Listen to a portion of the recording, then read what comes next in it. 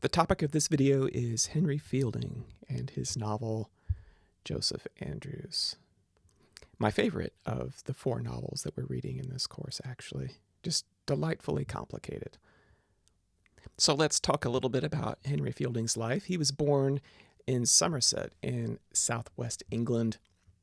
And when he was about 11 years old, his mother died, and his father was a career military officer, was not particularly reliable, so he was placed in the custody of his maternal grandmother. And then at the age of 12, he studied at Eton College. This was a charity school originally founded by King Henry VI in 1440. By Fielding's time, it was a public school, which didn't mean it was free. There was still tuition that was charged there, and quite prestigious school. And while he was there, he met some important people who would impact him later in his life, namely William Pitt, the later politician, and then George Littleton. And his relationship with Littleton would help to secure his position as one of the chief magistrates of London in 1749.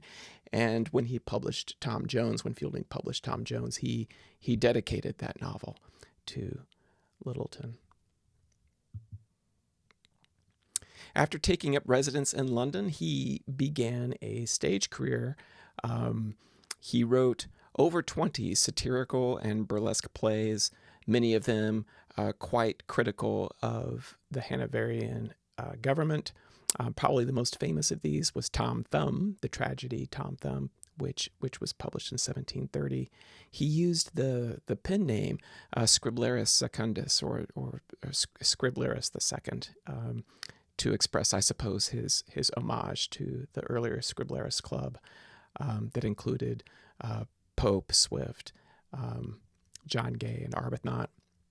The popularity of Fielding's political satires contributed to the Theater Licensing Act of 1737, which basically prohibited the kinds of plays that Fielding was writing and that were supporting him and his family. And this shut down many theaters and effectively ended his career as a playwright.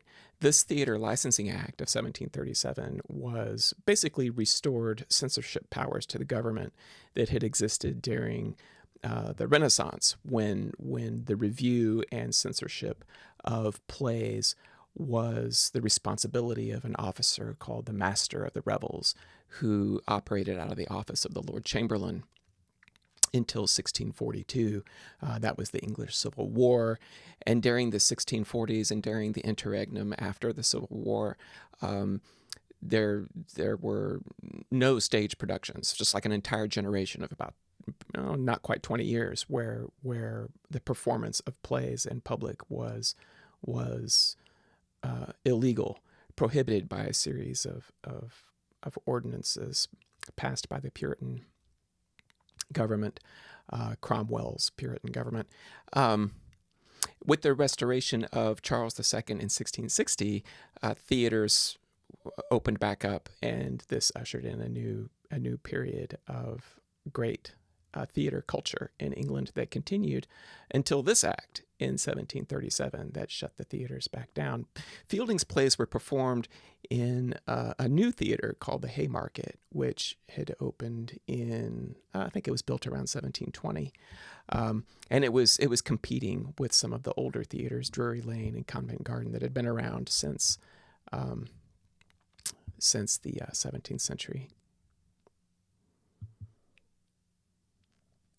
In 1740, with the closure of some of the theaters, Fielding he was married. He had children to support. So he became a barrister and was called to the bar in 1740.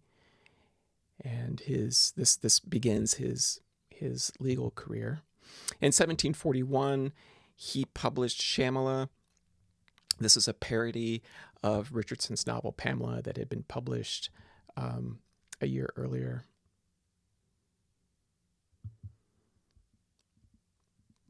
And less than a year after Shamala, he published Joseph Andrews. This illustration shows, obviously, Joseph Andrews and Lady Booby in a compromising position there.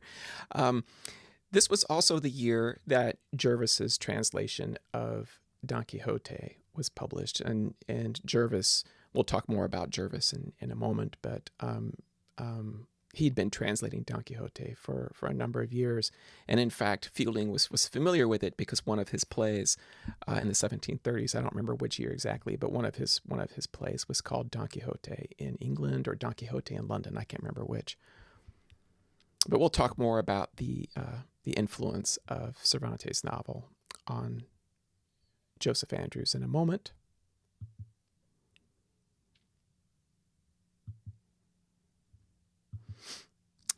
In 1743, he publishes another novel, this one called Jonathan Wild, which was a political satire that was essentially a biography of a notorious London crime boss, Jonathan Wild, who exploited gaps in the British justice system to his advantage.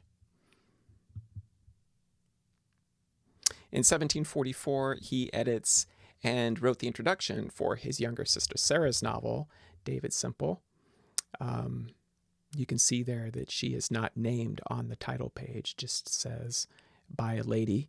But there are definitely some feminist arguments in there, particularly concerning women's ability to support themselves and get an education.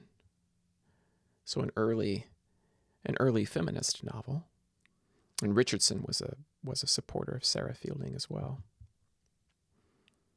1748, he published an enthusiastic review of Richardson's Clarissa in a publication that he edited, the Jacobites Journal.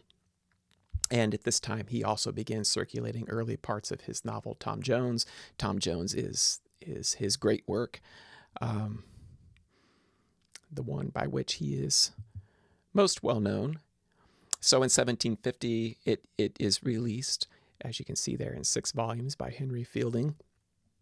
Also in this year, he becomes the chief magistrate for London, the county of Middlesex, with an office in Bow Street, and he forms the first London police force called the Bow Street Runners, which wouldn't receive any public funding, any government funding until 1753. Now, don't think of this as like the modern police force. This was a small group of people, but it was an attempt to reform a justice system that Fielding saw as terribly corrupt.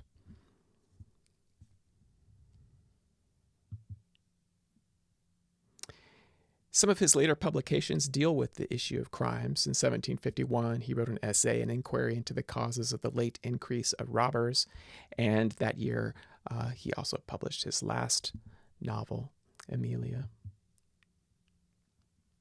1752, published Examples of the Interposition of Providence in the Detection and Punishment of Murder. And I mention this because Providence is a theme of the novel Joseph Andrews. In 1754, he's in poor health and travels to Portugal to recover better climate, supposedly, and died near Lisbon. In fact, is buried there.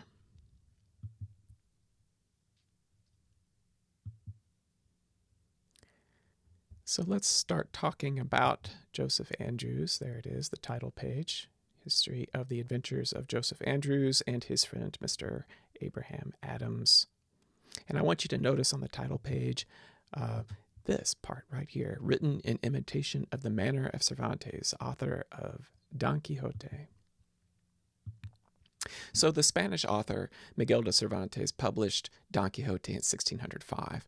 The first English translations appeared later in the 17th century, but it was the English portrait painter, actually, Charles Jarvis's very excellent translation that popularized the novel for mid-18th century readers. And that version, Jarvis's translation, is still in print today.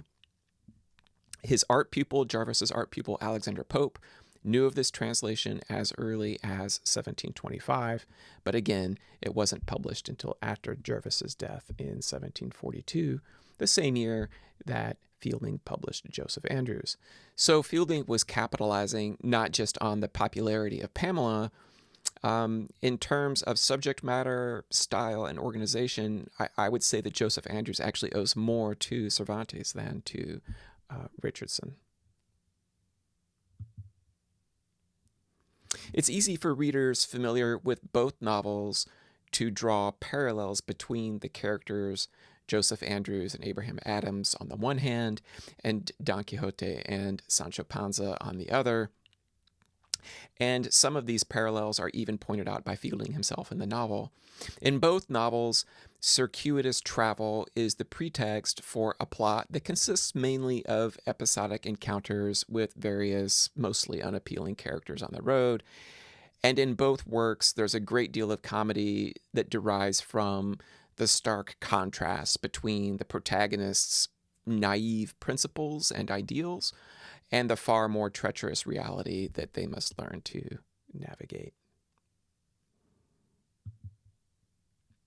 Rather than focusing on plot and thematic parallels, however, I would draw your attention to Don Quixote as a model for Fielding's narrative techniques, and specifically three things: his use of chapter breaks, the interpolated stories, and a dubious, intrusive narrator. These are all features of Cervantes' Don Quixote. So chapter breaks and glosses. We'll talk about these first. Book 2 begins with the narrator providing a very thorough justification for the division of each of the novel's 4 books into chapters. Glosses are short explanations or summaries, which in Joseph Andrews are placed at the head of each chapter, and their ostensible purpose is to inform the reader, what the chapter contains. But they also comment at times on the material in the chapter, and they can even be used to manipulate or mislead the reader. So the glosses have to be read carefully, taken seriously. Interpolated stories. These are lengthy, semi-independent narratives that are embedded in the main plot of the novel. So the story of Leonora, the unfortunate jilt, in Book 2 as an example. Mr. Wilson's history in Book 3 could also be considered an interpolated story. And Jackie's history of 2 friends, the story of Leonard and Paul in Book 4. These are all examples of interpolated stories. And finally, the intrusive narrator. Daniel Defoe and Samuel Richardson present themselves as editors of acquired textual material, Moll Flanders' memoirs and Pamela's correspondence. And for the most part, Defoe and Richardson keep a distance from that material so that Moll and Pamela seem to be telling their own stories. Fielding's strategy is quite a bit different. Not only is the narrator of Joseph Andrews not directly involved in the plot, but he also inserts his ideas and opinions at every turn, becoming himself a kind of character, a persona that should not be mistaken for Fielding himself. So we get this added complication of a narrator who is a kind of character.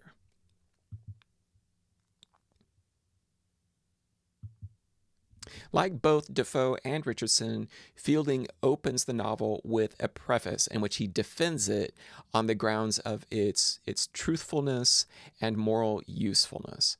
He does this in part by comparing his book to other popular literary forms, namely so-called prose romances, and the examples of these that he gives in the preface are French imports, and burlesque theater, both of which are so far removed from the world as it really is, according to Fielding, they have little instructional value.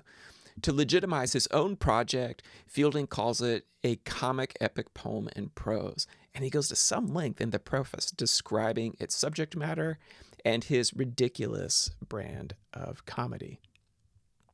And these are some of the concepts that he talks about that I think are worth our attention and discussion.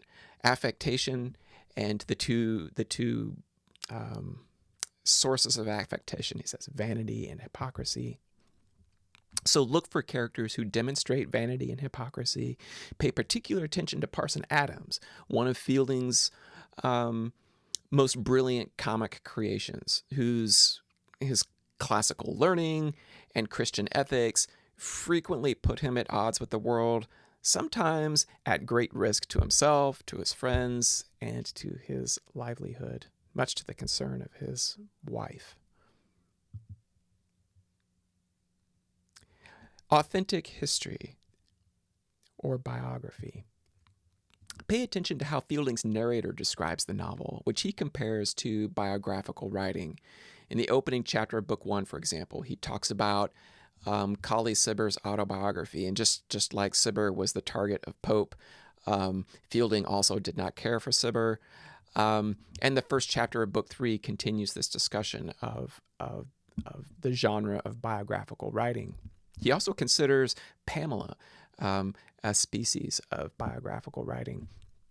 Notice as well how often Fielding alludes to playwriting and London literary culture. He mentions the names of actors who performed in his own plays, theater managers, allusions to stagecraft throughout the book, and he talks a great deal about the vicissitudes of having a career in writing and publishing, particularly in Mr. Wilson's narrative. And finally, the mock heroic, which we haven't really seen satire in a novel to this point, but this is a satirical novel, and it is in the mock heroic mode. Fielding calls it an epic poem in prose, and one that relies on comedy rather than the seriousness of Homeric epic. Notice where Fielding plays with the conventions of epic poetry. So the elevated sublime language that we associate with epic, classical allusions, invocations to the muses, long catalogs or lists, the complex genealogy of armaments, and lengthy battles. Book 3 contains a particularly good example of several of these, and the illustration that you see there in the background gives you a clue of where to look for that.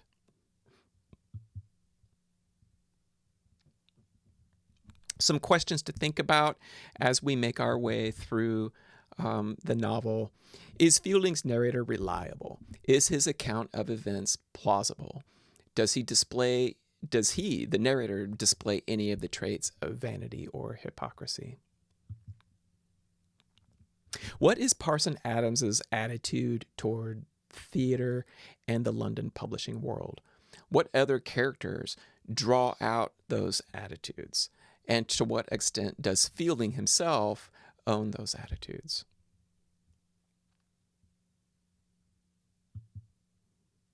Where does the novel comment on social institutions like education and particularly the justice system? I'm thinking of Lawyer Scout and, Justice Fickle, I think his name in Book 4. But there are other encounters with the justice system throughout the novel. And the ways that these systems, these institutions, education and the justice system, the way that they intersect with issues of gender and social class. As in many other works we've read in both poetry and prose, the role of divine providence in human affairs is a major theme of the book, particularly coming from Parson Adams is kind of the spokesman, if you will, for divine providence. And what does Fielding do with this theme? In what ways is it consistent with the other writers we've read, and in what way is it perhaps a departure? And finally, from the opening chapter of Book 1, Joseph Andrews links itself to Richardson's novel Pamela. What does Fielding think of Pamela, and why does he seem to care so much? So we get a little bit of this in Book 1, like I said, but really Book 4 is where we get where this gets ratcheted up, because Pamela and her husband, Squire Booby, Mr. B, appear in Book 4. there's an appropriate departure for us. That concludes the presentation on Henry Fielding.